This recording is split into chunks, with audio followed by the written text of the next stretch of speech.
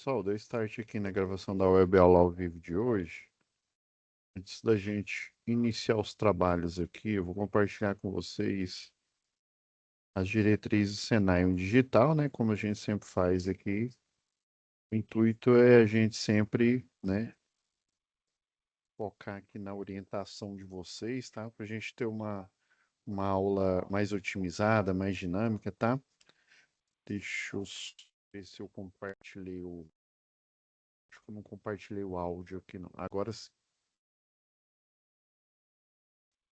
Aí depois das orientações do Unidigital, tá? A gente volta à nossa programação normal, tá? Como aproveitar melhor sua web aula via Teams? Participar de uma web aula é mais do que entrar na chamada, é estar presente, focado e respeitando o momento de aprender. Vamos às dicas? Escolha um lugar tranquilo, bem iluminado e sem barulhos. Isso ajuda você e toda a turma a manter o foco na aula. Entre na sala alguns minutos antes do horário. Assim você consegue testar a internet, o áudio e começar a aula com calma. Sempre que possível, mantenha a câmera ligada. Isso mostra envolvimento. Mas lembre-se, esteja com roupa apropriada, em um local adequado e cuide do que aparece ao fundo. Você está em um ambiente de aprendizagem. Quer falar? Use o chat ou a função levantar a mão. Respeitar o tempo de fala do outro ajuda todo mundo a participar melhor. Evite distrações durante a aula. Feche outras abas, guarde o celular e foque no conteúdo. Esse é o seu momento de aprender. Em caso de dúvidas sobre o conteúdo, fale com seu tutor ou tutora. Para dúvidas sobre acesso ou uso da plataforma, procure um monitor. Use o AVA, ele é o seu canal direto com a equipe. Você faz parte da aula e a gente está aqui para ajudar você a aproveitar o melhor dela.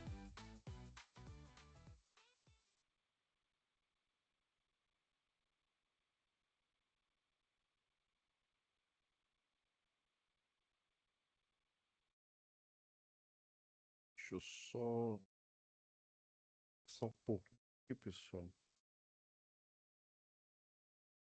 Compartilhar aqui com vocês.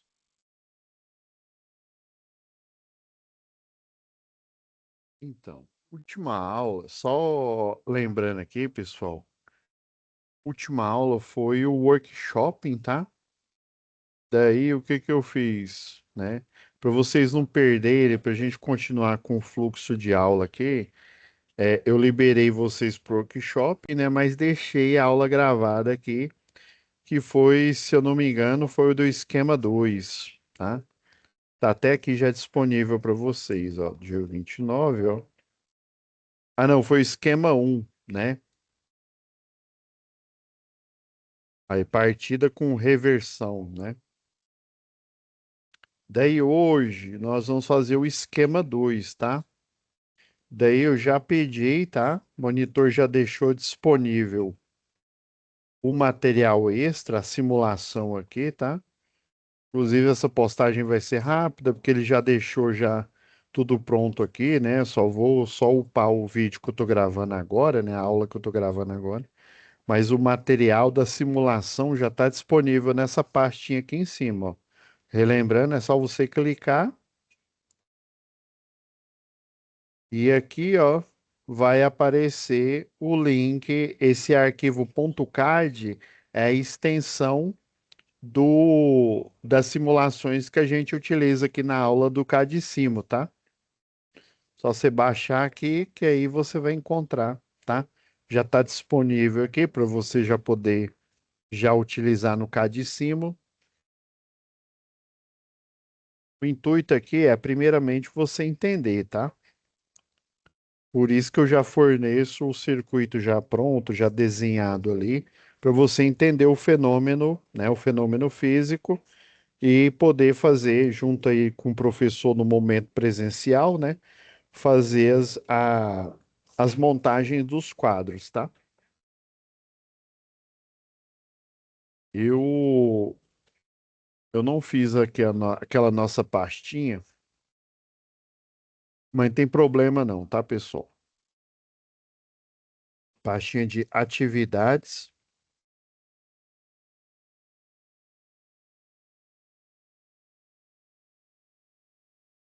Aí, ó, você vai vir aqui,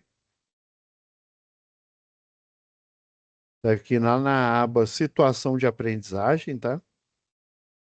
Do mesmo jeito, todas as aulas vão ter montagens, tá, pessoal? Aí você pega aqui, ó, a folha da atividade 2, tá? Que ela vem em docx, tá?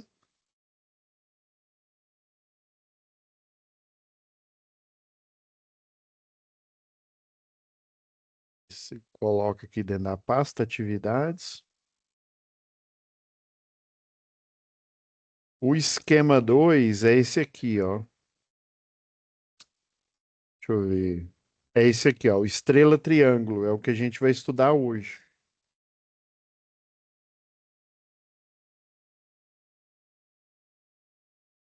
E só para recapitular, pessoal,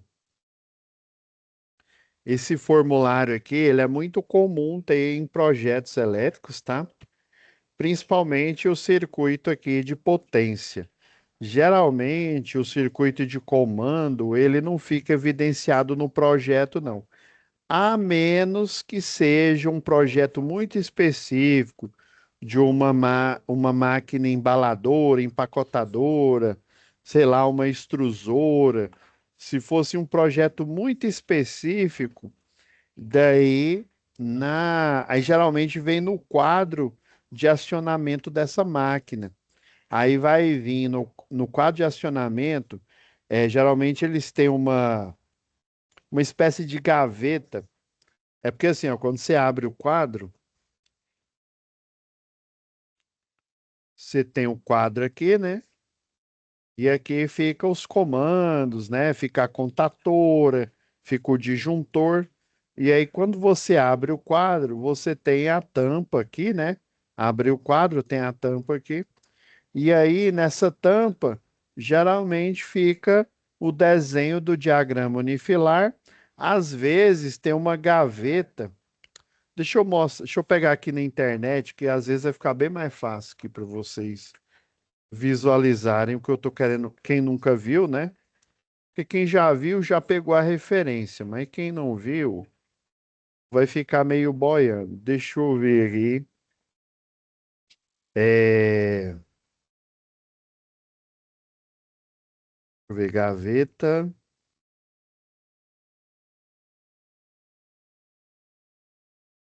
de guarda de projetos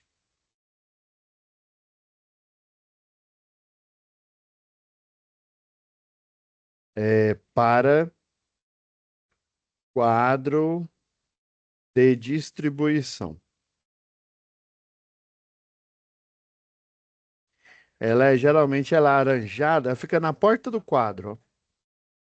Deixa eu ver se vai.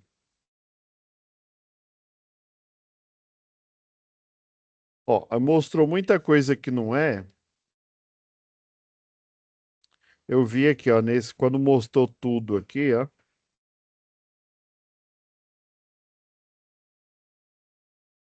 Ó, isso aqui, ó.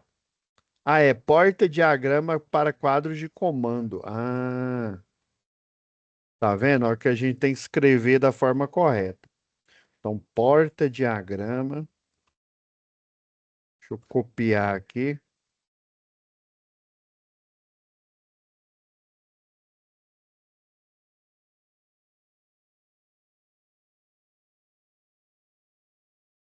Porta-diagrama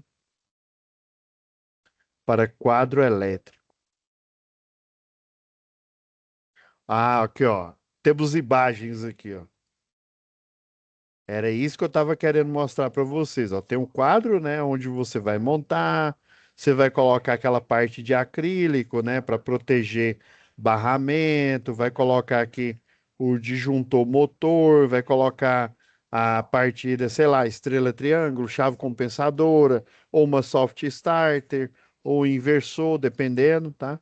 E aí na parede, porque assim, num circuito normal, por exemplo, onde tem instalação de iluminação e pontos de força, né, que são a que a gente já estudou lá, instalação predial, né, ponto de uso geral, né, tomadas de uso geral e tomadas de uso específico. Aí geralmente o diagrama ele fica preso na porta, tá? Você cola ele literalmente, prende lá na parte interna aqui da porta. Agora, quando eu tenho um projeto específico, igual, né, um projeto de comando de uma máquina, sei lá, empacotadora aí e tal, ou uma esteira ali, né, uma esteira para transportadora, né? Você tem essa gavetinha aqui, e aí aqui você coloca o projeto, porque assim, o projeto às vezes ele vai estar num formato A0, A1, né? Ou seja, uma folha bem grande. Aí você dobra ele, né? Dobra para ele ficar no formato A4 e coloca nessa gaveta aqui para guardar. Então isso é comum, tá? Inclusive, lembra quando eu falei lá em depois de instalação predial, segurança e eletricidade, né, sobre o prontuário das instalações elétricas, né, um dos itens do prontuário é você ter os diagramas, né, os diagramas disponíveis para os usuários, ou seja, o pessoal da manutenção, né? Porque você não é adivinho, você não vai adivinhar só olhando para um quadro, né? Não é porque eu sou engenheiro, eu vou olhar para um quadro e automaticamente eu vou saber o que que tem ali. Eu preciso de uma indicação. A indicação, né, igual a gente viu lá em segurança e eletricidade, é um diagrama unifilar. Aí, no caso de máquinas elétricas, que é o nosso assunto aqui, o diagrama tem, ele é geralmente se ele é trifásico, ele é trifilar, né? Mostrando o circuito de potência, né? A parte aqui do motor, o contator, né? O relé aqui é o relé térmico. Às vezes você coloca o relé térmico separado, às vezes você coloca ele junto com o disjuntor, né? Que aí vira o disjuntor motor, né? O disjuntor motor, a diferença é que ele tem um relé térmico ali para proteção, né? Lembra que eu falei lá na primeira aula, né? Qual que é o motivo de um motor elétrico precisar de todo esse aparato, né? Não seria muito mais simples eu chuchar ele na tomada e ligar um interruptor e dar o start na máquina? Igual a gente faz com chuveiro, né? Igual a gente faz aí com liquidificador, que inclusive é um motor elétrico, né? Aí lembra que eu falei que até 7,5 CV eu consigo dar partida direta. É por isso que lá no liquidificador eu só tenho o interruptor lá que liga, né, nas três velocidades, mas essas três velocidades são de uma máquina de potência pequena, né? Mesmo que ela chegue até 8 vezes a nominal, você vai ter uma corrente de partida pequena e você consegue dar partida direta, né? Agora em máquinas, igual a gente viu aqui no, na norma aqui da Equatorial, né? Igual a gente vê em todas as aulas aqui, ó. A NT01, né? A última versão aqui, por exemplo.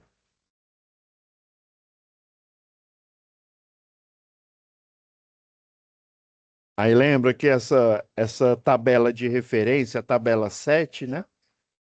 E aí, ó, você, né, para o nosso nível, lembra que 220, o menor é sempre monofase e o maior é tensão de linha, né? Duas fases. O trifásico a gente só descobre fazendo a conta, né?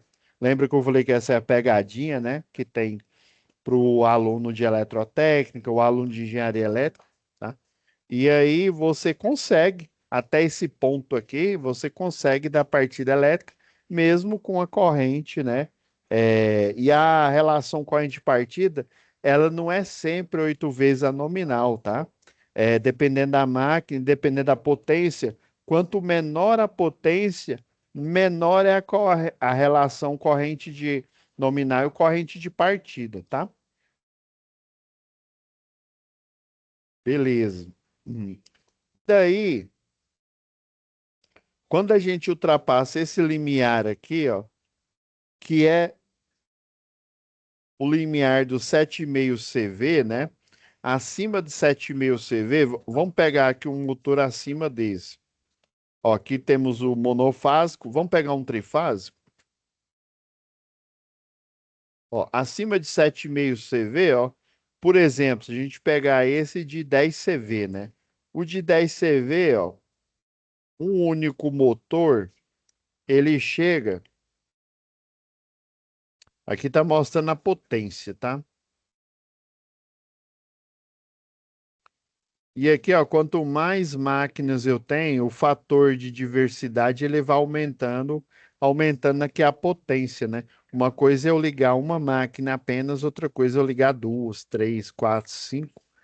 Essa, hum, essa corrente de partida, ela vai potencializar pelo número de vezes, o número de máquinas que eu tenho, né? Aí por isso que ó, e 10 CV, ó, vamos fazendo continha aqui, ó, 10 CV. Aqui ele está dizendo, ó, que tem 11,54 o quê? Valores em kilovolt-ampere, tá? Então é 11,54 kVA, kilovolt-ampere, tá? Então se a gente pegar aqui, ó, 11,54 aqui dá 11.000, né? Então uma potência de 11.540, que o K é vezes 10 a terceira, né? O K aqui, ó, é 10 a terceira. E daí, ó, se eu quero aumentar o número, lembra que eu vou diminuir a potência, né? Então, vezes 10 a um, vezes 10 a 2, vezes 10 a terceira. Por isso que deu 11.540 volt-ampere.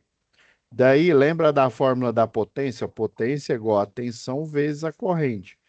A corrente aqui, né, a gente isolando aqui, fica a potência dividido pela tensão. Então, a corrente que a gente está plotando aqui, né, a corrente nominal, ela é os 11.540, né, volt-ampere, dividido. Aí, se ele for trifásico, que é o caso aqui, né,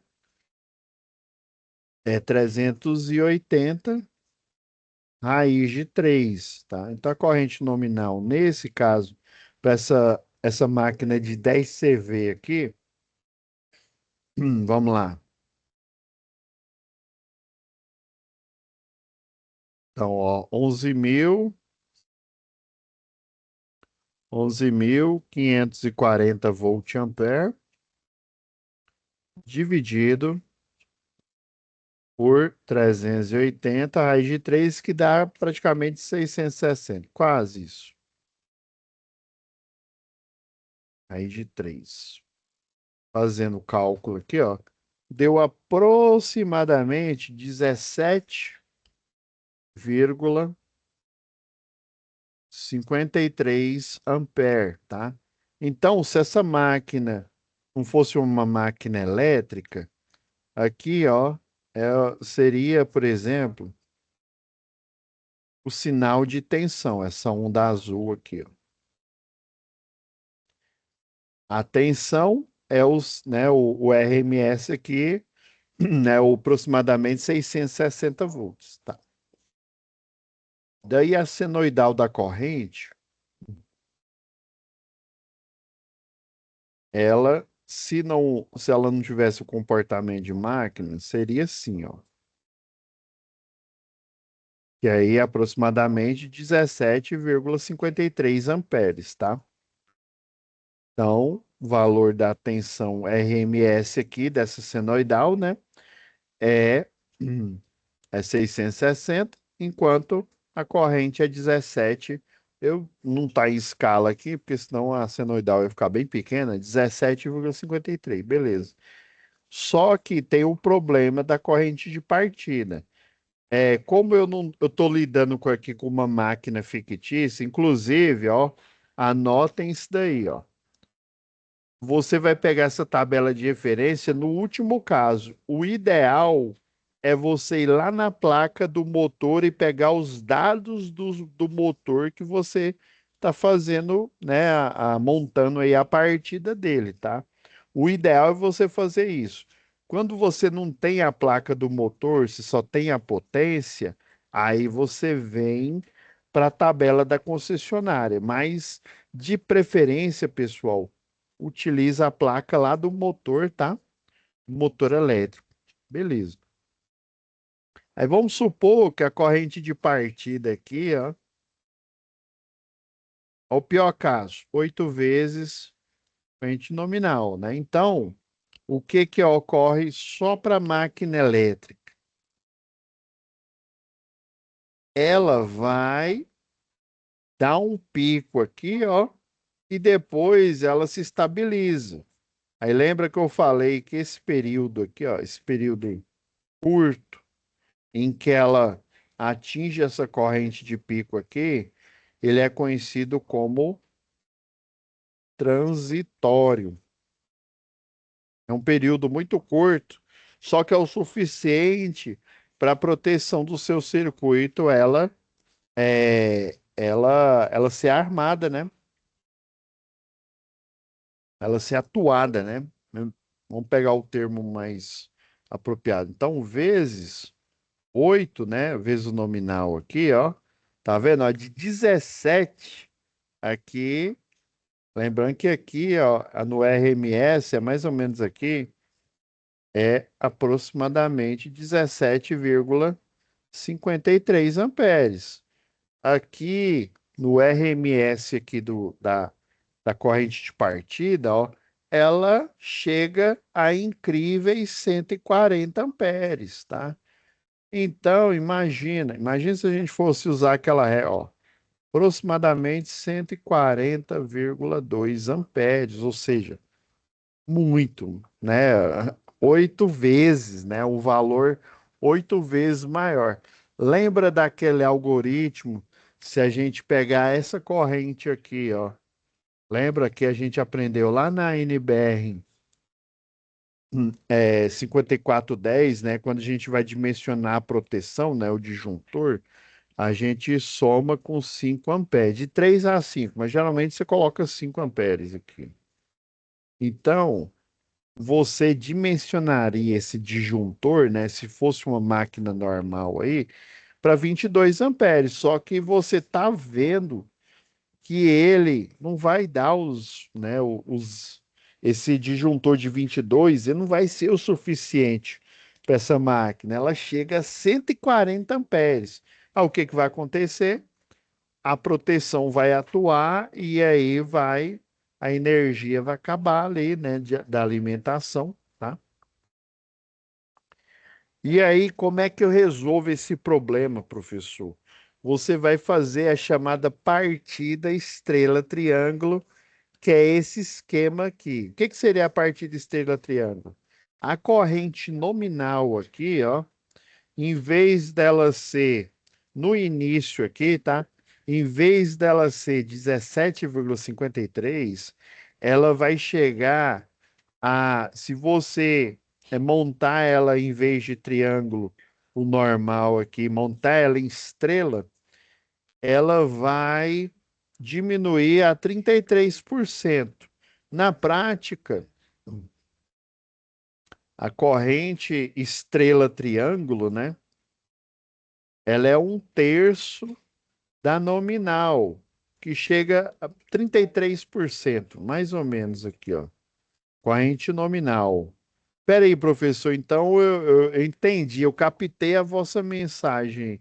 Então, essa corrente estrela-triângulo, eu vou pegar esses 17,53 aproximadamente, né? E dividir ele por 3, né? Na partida estrela, tá? Por isso que você vai iniciar com a partida estrela. Então vamos pegar, ó, o 17,5, deixa eu dar um eco aqui nele, ó, dividido por 3, dá na casa dos 5,8 amperes. Ou seja, em vez dela teoricamente partir com a corrente nominal aqui, né? Corrente nominal de 17,53, né? Se a gente fosse dimensionar normalmente, daria 22 aí, 53, né? Ela é 5,8. Aí esse 5,8 vezes, supondo o pior caso, né? Vezes 8 aqui, ó, ele dá mais ou menos 46, né? Então, a corrente de partida usando estrela triângulo, em vez dela ir para 140 amperes, ela vai para 46, ou seja, é uma corrente menor. E essa partida estrela triângulo, eles chamam de partida em degrau, porque ela não tem uma progressão de porcentagem até ela sair do transitório. Por isso que ela é chamada de degrau, né? Tem alguns problemas, dá um solavanco ali no motor, mas é aquela história, pelo menos ela dá partida, tá? Daí o relé de tempo vai contar um tempo ali até ele sair do transitório. Saindo do transitório, ele volta para ligação tipo triângulo, né? Que em vez de 5,8, né? Vai ser 17,53. E quando ela sai do transitório, ela volta para o 17,53. Aí é por isso que a partir da estrela triângulo, ela não deixa o sistema desarmar, não deixa o sistema cair. Em resumo, é isso, ó. Acabei a aula agora. Resumo, como se diz, a explicação técnica, né? Matemática é essa daí. Ah, professor, então quer dizer que é uma estratégia temporária, por isso que utiliza esse relé de tempo aqui, ó. Por um tempo, em vez dela, como é sabido que a corrente pode é, escalar para 8 vezes a nominal, você vai deixar naquele tempo até ele sair da inércia ali, né? Sair da parada ali relativa ali, né? Pegar a velocidade, aí a corrente vai diminuindo, e daí o relé de tempo ele vai voltar para ligação em triângulo, tá?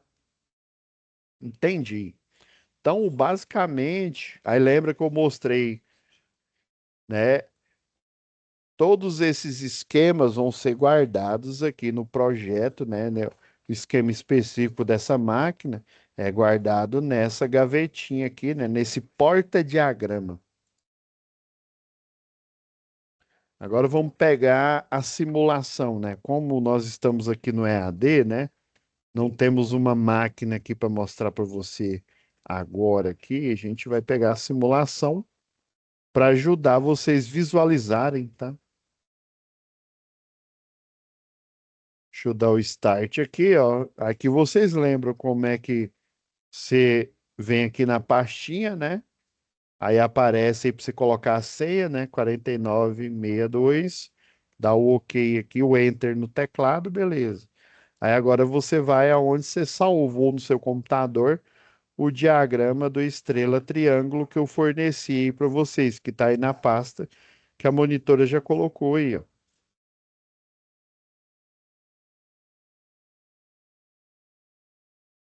Ó, isso aqui é a estrela triângulo, eu procurei fazer ela o mais próximo aqui do. Deixa eu ver, tá K1, K3 aqui e K2, certinho. Então, ó, o esquema já tá pronto aqui, né? Não tem, você não precisa nem de. A diferença é que aqui ele tá com chave. Isso aqui seria uma chave faca, ó. Isso aqui, ó. Quando você clica aqui, ó. Vamos pegar essa aqui, a trifásica aqui, ó. Isso aqui seria um contato tipo faca. Ó, na hora que eu coloco a simulação aqui, ó, ele vai acionar aqui, ó, tá vendo, ó? Na hora que eu clico em cima dele aqui, ó, ele abre o circuito. Aqui normalmente ele tá fechado, ó. Clica aqui, ele abriu o circuito, tá? E aqui, a diferença é que no diagrama tem os fusíveis aqui, né? Com esse tipo de ligação. O ideal e o mais prático para você utilizar na indústria é o disjuntor motor, tá? Então, você vem aqui, ó, disjuntor motor, dá o start nele. Deixa eu tirar aqui, já que vocês já viram Isso aqui não interessa mais, só para mostrar para vocês aqui. Aí você dá a alimentação do circuito de potência, do circuito de comando, tá? E aí agora você vai dar a partida nesse motor, tá? Aí o relé de tempo, deixa eu desligar aqui e mostrar para vocês aqui, ó. Relé de tempo, ele parece com um desenho da bobina aqui, tá? Só que ele tem esse quadradinho aqui, ó. É o on delay aqui, ó. Ah, ele está configurado para ele funcionar aí por 5 segundos. Depois ele vai mudar a ligação, né? Você utiliza um desse daqui, ó. Relé on delay. Que aí ele vai dar o tempo.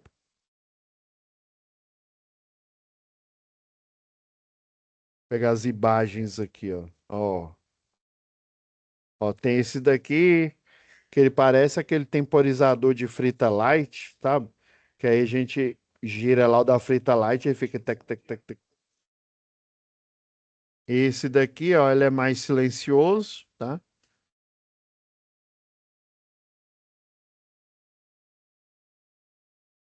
Olha, ó, relé temporizador de retardo, né? Tá vendo? Tá vendo esse trimpote aqui, que é esse parafuso, ó? Você tem a regulagem dos segundos aí, ó. 3 segundos, 6, 12, 18, 24 e 30 segundos aqui, tá? Então você pode, tá vendo aqui as ligações, a indicação aqui, ó. Indicação aqui em cima. Então você vai colocar um desse daqui para ele contar o tempo do transitório, que no caso do nosso aqui o tempo é de 5 segundos, né?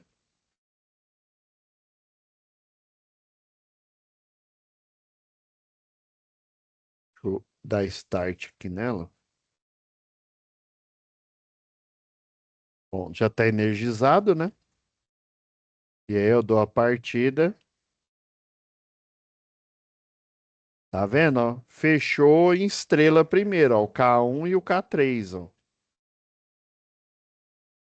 Tá vendo, ó? Depois passou o tempo aqui, ó, fechou em triângulo. Então, na hora que ele fecha o K1 e o K3 aqui em estrela, ele diminui a corrente nominal em um terço. Consequentemente, ele vai diminuir a corrente de partida a um terço. Em vez dos, igual os cálculos que a gente fez aqui, né? Em vez de 140 amperes de partida aqui, né? Ele, a nominal, em vez de 17, ela vai para 5,8 e vai dar aproximadamente 46 amperes, né? Ou seja, em vez de ir para 140, ele vai para 46, passa 5 segundos, né? E daí depois o K2 abre, ou K3, desculpa, abre, e o K2 fecha, porque aí ele está fechado em triângulo, que é o normal aqui de um motor trifásico, tá? E daí ele volta para a corrente nominal, né, de 17,53, que é a corrente de trabalho dele. E aí o sistema elétrico ele não desarma, tá? A indústria, os equipamentos continuam funcionando. A outra vantagem que você, na melhor das hipóteses, você vai derrubar só a sua instalação elétrica. Na pior das hipóteses, você vai derrubar também a instalação elétrica de outros clientes. E é aí que você vai pagar multa por isso. E é aí que você vai ser penalizado, né? Porque tem um equipamento que o pessoal coloca aí na rede elétrica da concessionária. Ele geralmente ele é utilizado muito. Hoje em dia ele está ligado em todas as concessionárias de energia. Mas é o seguinte: você não tem um medidor de energia lá na sua residência? O leiturista não vai todo mês, né? Nas indústrias também é do mesmo jeito, né? Só que de forma eletrônica, mas geralmente eles fazem essa verificação aí, tá? Daí existe um equipamento que ele é semelhante a um religador automático. Eu ainda não falei sobre ele, mas basicamente um RA, um religador automático, ele primariamente ele é utilizado na rede elétrica para, se tiver uma queda de energia, ele verifica uma rota alternativa de fornecimento de energia, e daí, às vezes, você percebe que a energia deu uma caída, ela volta de novo, né? Se no ambiente que você está não tiver no break, né? Não tiver grupo motor gerador, ela volta de novo, mas por quê? Porque a energia de fato caiu, só que o religador automático, ele pegou uma rota alternativa de outro circuito. E aí, uma das medidas que esse religador faz para descobrir da onde é que veio essa queda de energia, ele também ele interliga com todas as medições. Vamos supor que naquele circuito ali, eu tenho, sei lá, 60 clientes ali. Então, ele está interligado com a medição desses 60 clientes. Inclusive, para encontrar fraude de energia, o pessoal da concessionária ele confronta a medição do leitorista, que é feito todo mês, com a medição, né, é levantada pelo religador de energia. Aí ele olha, fulano de tal, né, gastou 10 kWh, né, tá lá no medidor dele. Aí vamos supor que o medidor dele foi fraudado, né? E aí, lá no registro do religador, ele não consumiu 10 kWh, ele consumiu, sei lá, 10.000, né? Ou seja, muito mais do que os 10 aí. Então, tem algo errado que não está correto. Está acontecendo aí. O que que está errado aí? Provavelmente esse medidor de energia ele foi fraudado, tá? Ou queimaram. Tem várias estratégias que você pode fazer ali, né, para o chamado furto aí de energia. E daí ele não faz a leitura correta. Mas aí, em circuitos que tem um religador, ele tem esse circuito auxiliar. Quase o pessoal não fala dele aí, porque é por uma questão mesmo de segurança, né? Para pegar vamos dizer, como se diz, o fraudador ali no pulo, né? Então ele faz essa comparação, ele pega, ó, fulano de tal, 10 kVA no mês, e lá no o registro do religador, né, tá 50, né, 50 vezes maior, né? Então quer dizer que ele está furtando energia. Em outro modo, como ele faz essa aferição através de um circuito vatímetro, o que que é um circuito vatímetro? Circuito vatímetro, ele faz a aferição de tensão e corrente elétrica ao mesmo tempo, tá? E daí, com as informações da tensão e da corrente elétrica, ele tem a potência, por exemplo, né? Ele pode fazer várias, confrontando aí com os dados de projeto aí também, né? Saber qual que é o fator de potência que ele está aplicando na rede, se realmente ele fez a correção do fator de potência, porque senão ele vai pagar multa, né? Então existem várias verificações, inclusive de queda de energia. Eles sabem da onde que originou a queda de energia, daí eles vão ver que fulano de tal, a indústria fulano de tal deu um pico lá de corrente, caiu a energia e derrubou os 50 clientes que estão ali em volta ali, ou seja, ela descobre quem é o culpado e daí vai apurar, né? E provavelmente por esse comportamento aí, quer dizer que o profissional que tentou dar a partida do motor, ele não tinha esse conhecimento, né? Que é o conhecimento que vocês aprendem aqui no curso técnico, lá no curso de engenharia elétrica, que é esse comportamento anômalo da máquina elétrica de dar uma corrente, né, de pico na sua partida. Então, é obrigação do cliente, né, lá da indústria, né, fazer esse tratamento, né? da corrente de partida utilizando estratégias, né? E a primeira e a mais simples é a estrela triângulo, tá? Próxima aula nós vamos ver as outras estratégias aí, mas basicamente a gente vê duas, tá? Tem lá para resistência variável, né? Mas basicamente as mais confiáveis é a estrela triângulo e a chave compensadora. E depois, né, se a potência for muito alta aí, já é necessário utilizar soft starter e utilizar também inversor de frequência para fazer esse controle ativo, né? E aí ele não vai ser mais um degrau, vai ser uma rampa mesmo. Por isso que chama rampa, porque ele pega as porcentagens ali, vai diminuindo. Depois que deu o período do transitório, ele, né, dá a partida sem dar problema nenhum na rede, sem derrubar ninguém, né? E não pagando multa, que é o que é o que importa aí, né? Então é isso, pessoal. Muito obrigado, viu?